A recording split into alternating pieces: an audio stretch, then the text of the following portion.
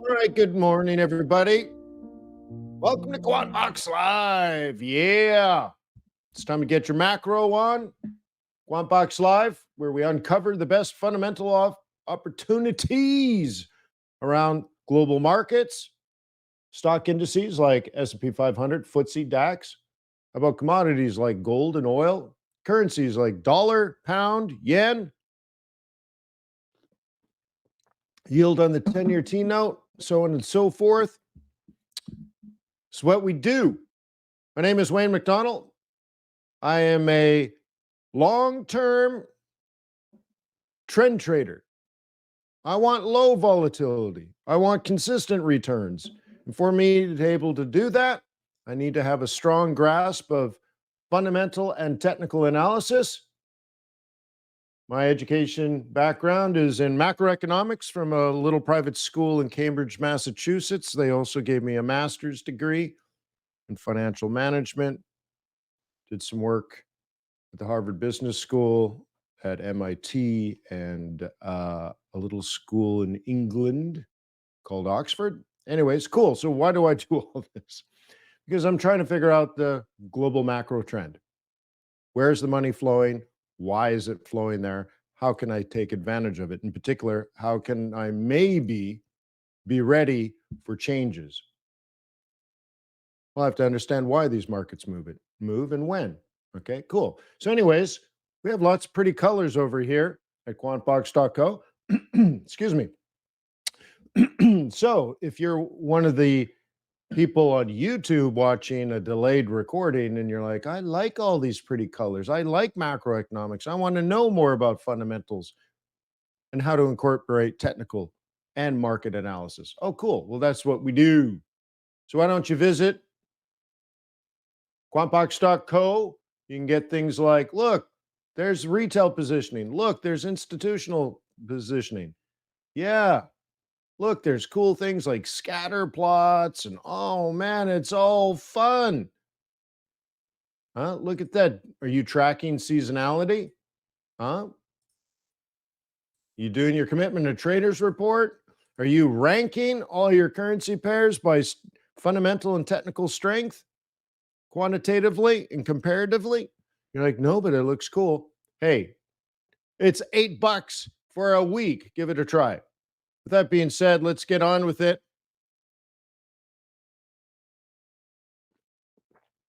You know, it's a long week when you're down to your Christmas cups. It's July. You should, you don't want to see my desk. Let's just say there's a lot of empty cups and cans. So, anyways, let me remind you that trading is risky, not appropriate for everyone. Past performance, good or bad, is not necessarily indicative of future results. Please stay small, stay humble, focus on the long term, never risk money, cannot afford to lose. Log into the dashboard.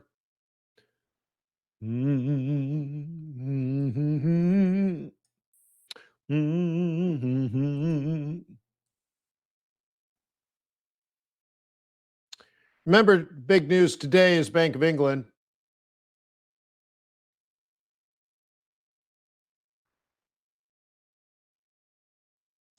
They have very high inflation still. I was reading about their past statements, and they are very concerned. I've also looked at their progress, and their economy is like at a stop, at a standstill, and yet still high inflation. Ugh, what an ugly mess that is. You notice we got the pretty colors working again. Remember how it used to say everything was neutral? Okay, yeah, yeah. Only had to yell at them twice. Cool. Anywho, so Bitcoin down 29,000, euro dollar stable, but below 110. We're tickling 109, so that has been coming down. S&P 500 had a big negative day.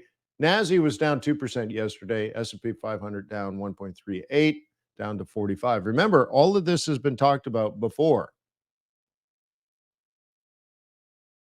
Okay. Now you might say, well, Wayne, it says like here, S&P 500 very bullish. Well, that is true. That's what This is economic analysis. So it is true. But Wayne, it's coming down, and you said you would expect it to come down. Yeah, well, that's the other analysis you need to do. There's market analysis, there's seasonal analysis. Okay, so what's going on in the market? Well, when you look over here, it's a bit bearish, and it's becoming more and more and more bearish. We also know seasonally that the stock market often does fall around this time. Okay, from a peak down, down, down, down, down, and then up at the end of the year. Yeah, so that's where you need to think forward. And then when you look at a chart like this, it's a top. It's a higher high, higher low, not a higher high, not a lower low, and then a slight higher high, and then a fizzle, and then a down. And we also know, doing further technical analysis, that this was an expected top anyways. So what we need is the down and then later the up, but that doesn't change the bias. Now, one thing I want to point out to you, just to make sure you see the glitch right now, look at the score on the S&P 500. It's a 7. Look at the bias, neutral. No, 7 is not neutral, okay? So right now, I've already yelled at them. It's, I don't know. The way I was raised when I was a youngin', if you told somebody, hey, the bias says neutral despite the score, you need to fix this. Where I come from, you don't just fix the first page and say, I'm done, and then I'm done. Dude, do you understand that that goes through the entire website, like through every asset, like fix all of it without having me to tell you this page, this page, this page, this page. But anyways, that's where I'm stuck. Right? Apparently the deaf, dumb, and blind kid plays pinball and develops Data Studio. So anyways, please be patient with me as I lose my patience with others on your behalf. So anyways, be careful. So anyways, market analysis. So yeah, you got to put that together. In fact, maybe I'll just show you very quickly. Oh, there's yesterday's trade plan from the day trade group. All right. What was I going to do? Oh yeah, S&P 500.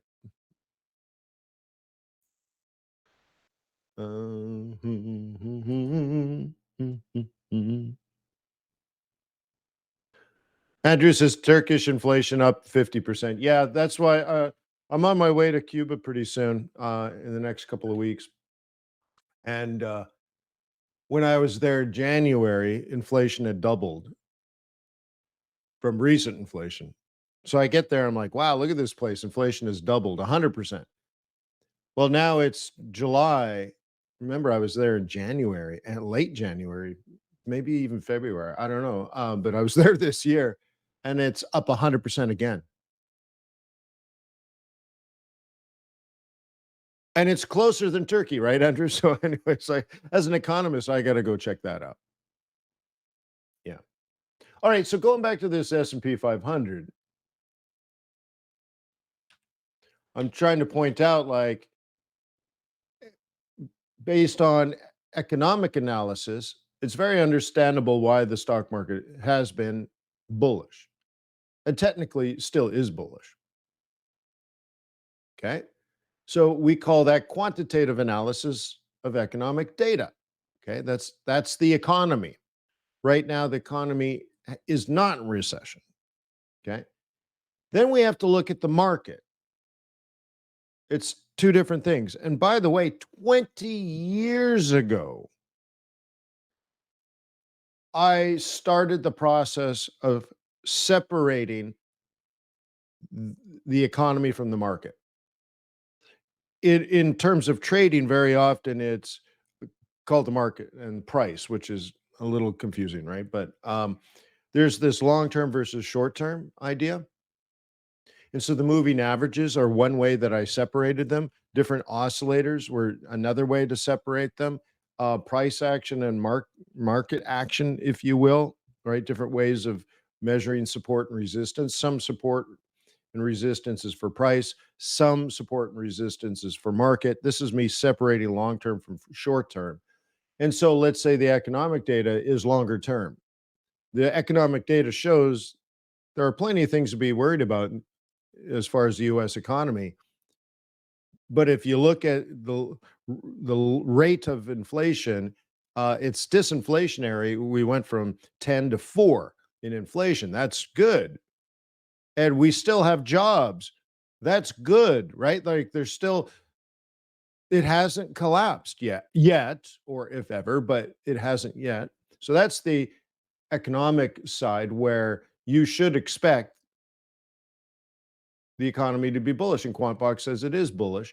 And the way to look at it on this chart, this is the 21 EMA, okay, on the daily. And then the other one you want to look at is the 55 EMA, also on the daily. And so we have like a cloud, if you will, that we're riding this zone here, which is also indicated by the bottom of the regression channel. Okay. We're bullish. We're riding this wave up still. That's the long-term economic data represented through technical analysis. So even though it's dropped, the S&P 500 has dropped for a couple of days, technically speaking, long-term, we're still bullish. Now, on a that's a daily chart. Some of you guys might be on a 15-minute chart.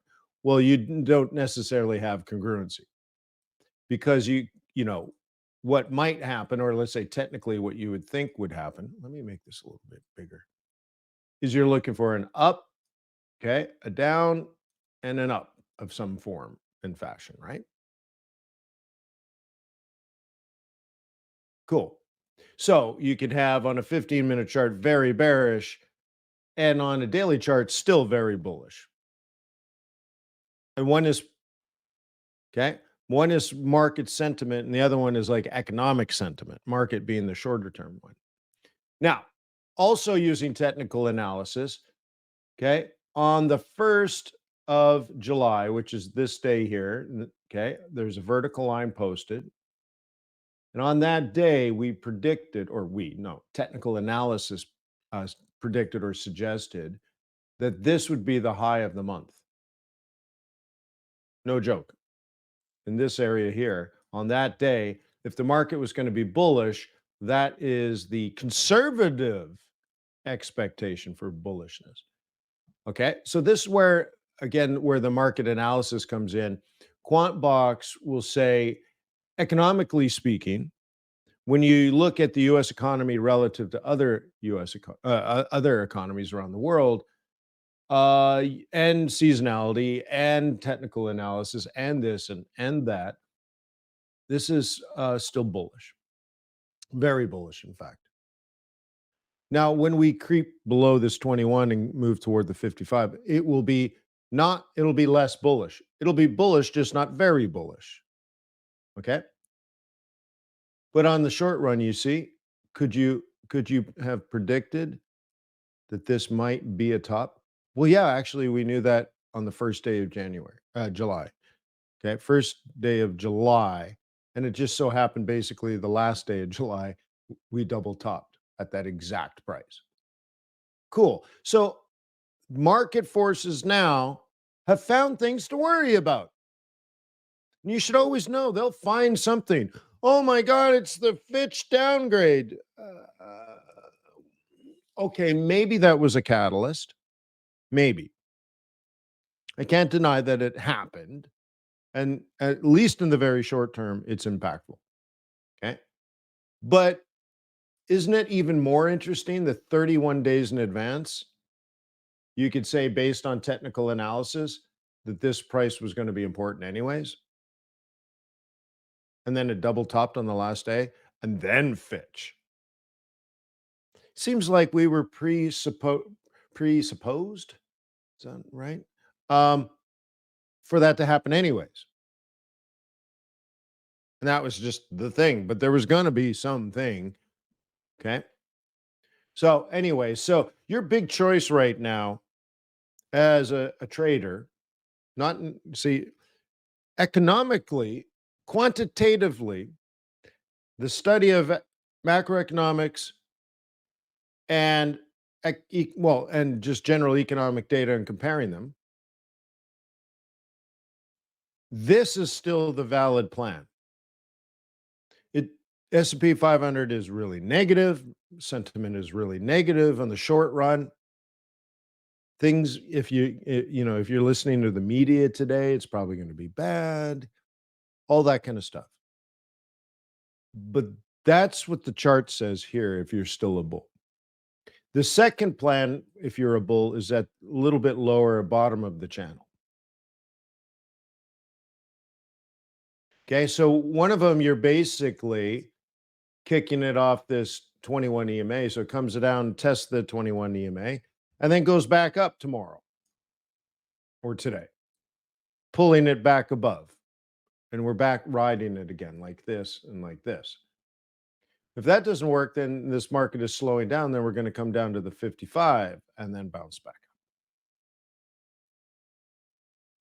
So don't lose sight of that longer term. And also don't get upset if QuantBox says an asset is very bullish and price is falling. You're actually supposed to look for those situations, because what's happening now is not congruent with long-term expectations for the asset. So you kind of actually want that. Because if you're a bull, your job is to buy a dip, not buy a higher high. Okay? And then as a technician, you say, well, where's the next higher low? And that's where you do some analysis and say, well, where's the old higher high? Well, here's an old higher high, and here's an old higher high. So why don't we just create a range like that? And then what direction is the trend and how fast is the trend moving? Well, the direction seems to be in here and here. Okay.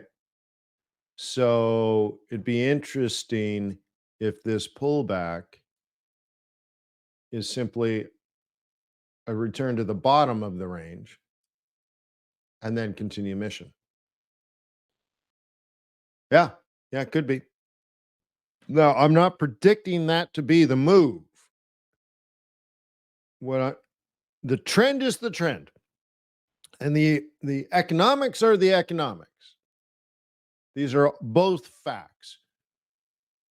Seasonality says if this actually wants to break and fall lower, you have to go back to your analysis. Look at seasonality. If the market wants to have a significant pullback, and I mentioned this last week, and I think maybe even the week before, a 7 to 10% retracement in the stock market. If that was in the cards, in our futures, in the tea leaves, now's the time for it to happen. It wouldn't, I mean, to say it most positively, you should expect it to happen. You don't predict it, but I'll tell you, on the first day of July, I thought this was likely to happen. Why? Because over 20 years of analysis, what we call seasonality, if it's going to happen, this period between July 1st and September 1st, so July and August, somewhere in there, if it was going to happen, typically you get a small fade that time of year. Well, it turns out it wasn't July 1st, it might be August 1st. But because we know 20 years of economic data, we don't freak out.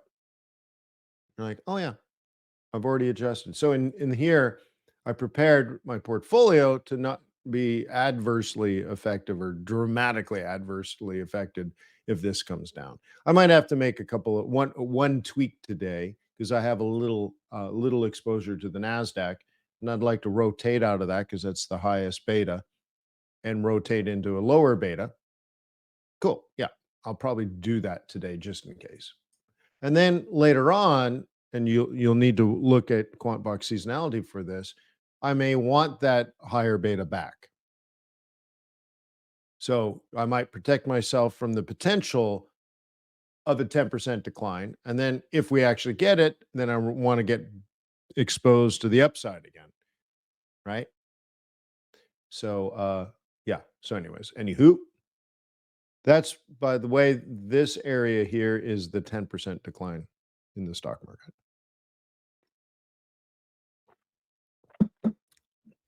Yeah. Cool. Hasn't happened yet. Okay. Hasn't happened yet. Technically, I would agree that this market is still bullish. I would also say it's going to move from very bullish to just bullish. Okay. Looking forward, is there vulnerability to actually breaking the bullish channel and actually creating lower lows and lower highs? Yes. Yeah. And it'll last somewhere between 3 and 6 weeks. And then I will buy it all back. Certain level of confidence, right? Well, my confidence doesn't come from arrogance. It comes from I know some facts, and the facts give me this strength.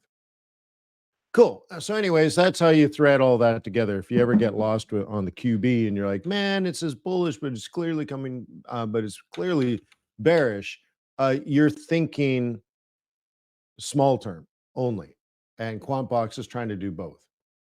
So, again, when you go to the risk gauges, it's trying to show you that. So, really, nothing's going on right now in the short term, meaning today. In the medium term, this is bearish. Okay. So it says bullish dollar, bullish yen. Okay. So at Investor Bootcamp last night, we used this information.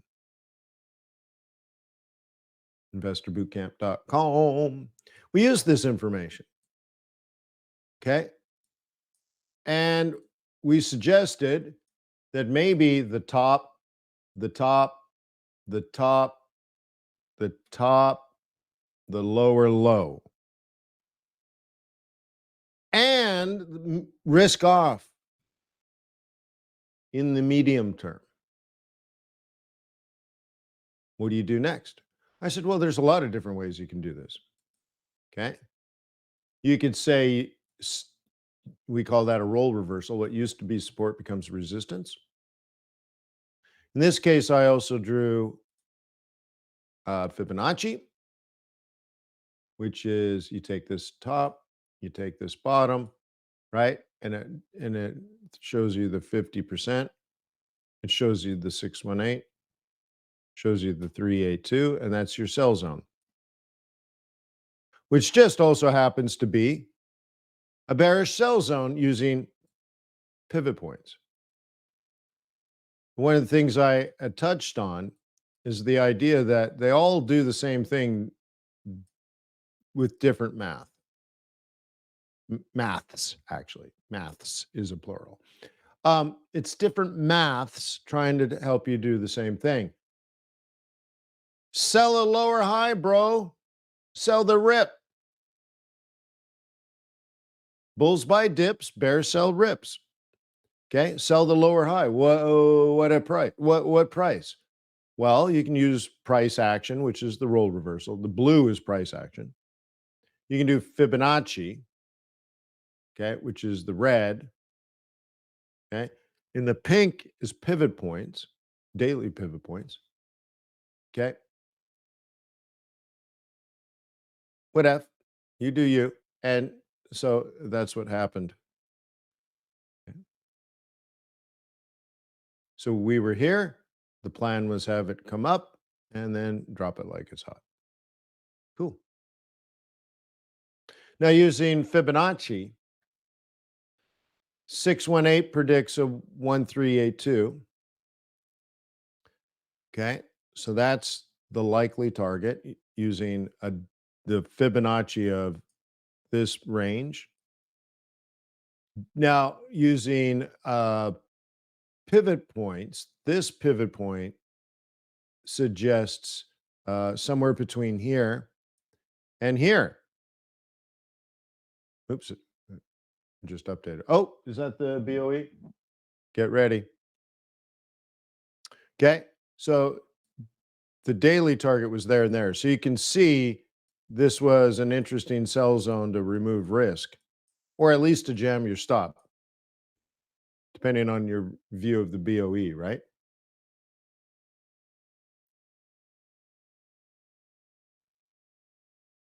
Cool, right?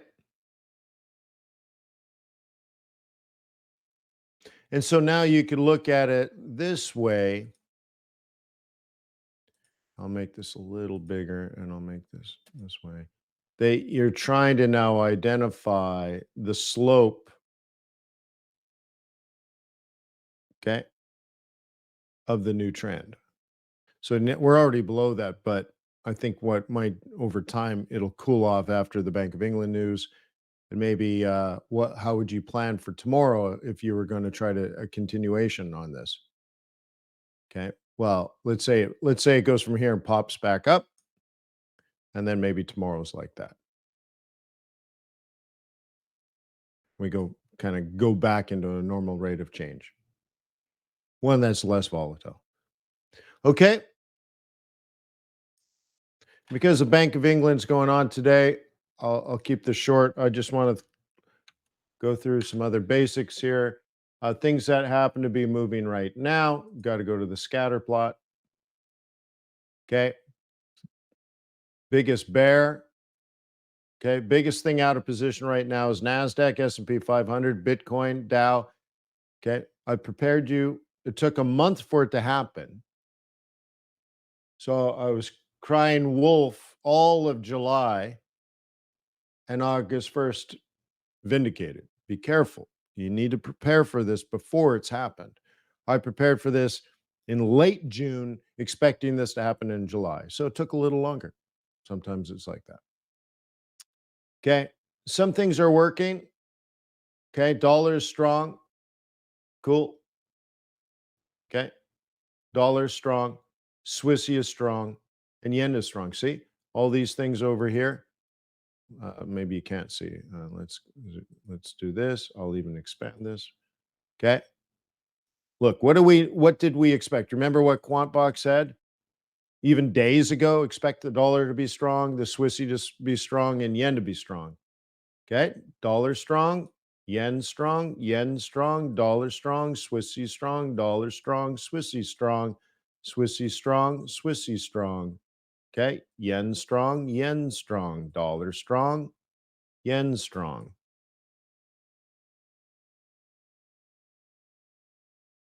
Dollar strong. Nailed it. I mean, seriously, not one asset on the wrong side.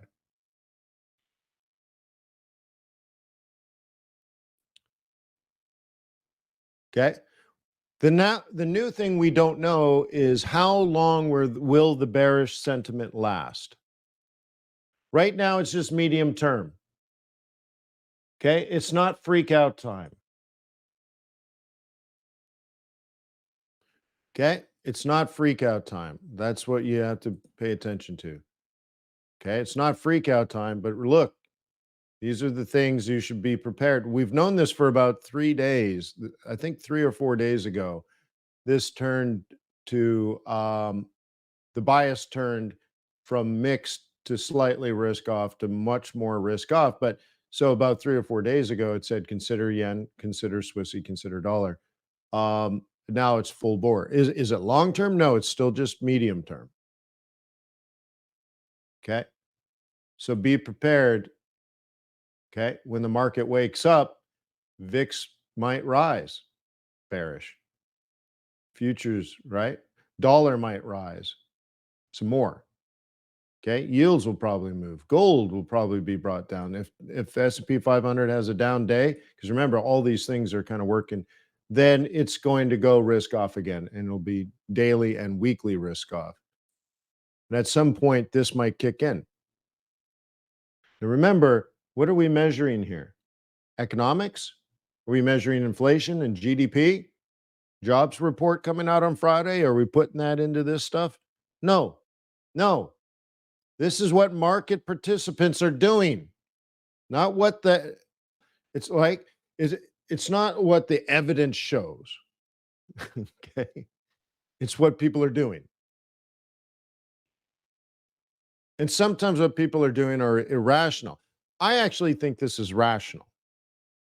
I think really what's going on, and the reason it's short term, is people are just getting out of investments, but they're not selling. They're taking some profit, going on vacation. They'll come back in 5 weeks or 4 weeks or 3 weeks, and they'll get back into the game, unless we have slid into recession. Well, do your analysis on QuantBox and ask yourself, what's the likelihood based on these facts that a recession is imminent? Now, it might be down the road, but is it tomorrow? Is it next week? Is it next month? Or is it next year? And that's a big ask for me to say, hey, you got all the facts in front of you. You're like, yeah, I got all the facts, Wayne, but this is complicated stuff. Well, this is why I do QuantBox Live.